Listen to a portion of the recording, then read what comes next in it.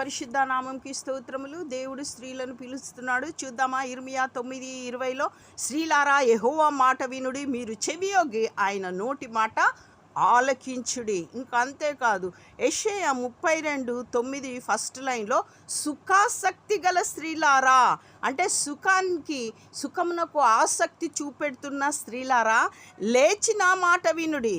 10వ వచనం, నిశ్చింత గల స్త్రీలారా అని సంబోధిస్తున్నాడు. నిశ్చింత అంటే చింత లేని స్త్రీలారా, అంటే దేని కొరకు చింత లేదు?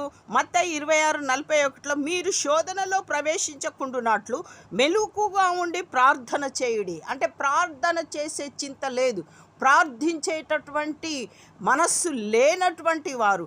ఆత్మ సిద్ధమే కానీ శరీరం బలహీనంగా ఉంటుంది.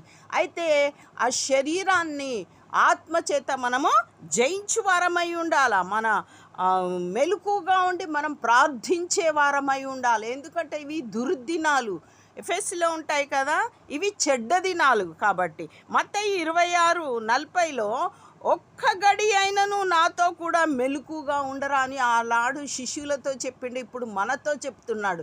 ఏమని? మనము దేవుని సన్నిధిలో ఒక్క గంటైనా మనము ప్రార్థించే వారమై ఉండాలా.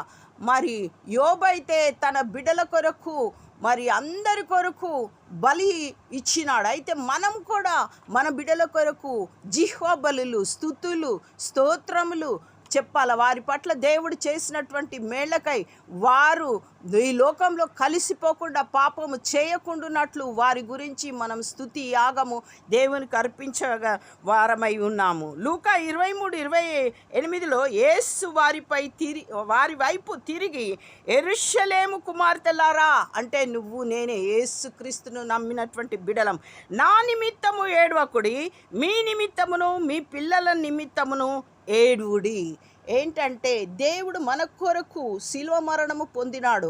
ఆ రోజు శిలువ మరణముకు వెళ్ళుచున్నప్పుడు ఇది చెప్పినాడు. అంటే ఆయన మరణము మనము నిరర్ధకము చేయకుండా, వేస్ట్ చేయకుండా, మన కొరకు, మన పిల్లల కొరకు ఏడ్చి దేవుని సన్నిధిలో మనం మన విశ్వాసాన్ని పోగొట్టుకోకుండా, ఆయన శిలువ మరణము విలువను తెలుసుకొని మనము ఆయన వైపు చూచుచూ మన విశ్వాసాన్ని కొనసాగించాలని, ప్రార్థించాలని, ఒక్క గడి అయినను ఓ తల్లులారా, ఓ స్త్రీలారా, మీ బిడ్డల కొరకు, మీ కొరకు, మీ కుటుంబం కొరకు ప్రార్థించాలని, మెలకువ కలిగి ప్రార్థించాలని దేవుడు మనల్ని హెచ్చరిస్తున్నాడు. అంతేకాదు, సుఖాసక్తి గల స్త్రీలారా, నిశ్చింత గల స్త్రీలారా అంటున్నాడు. అంటే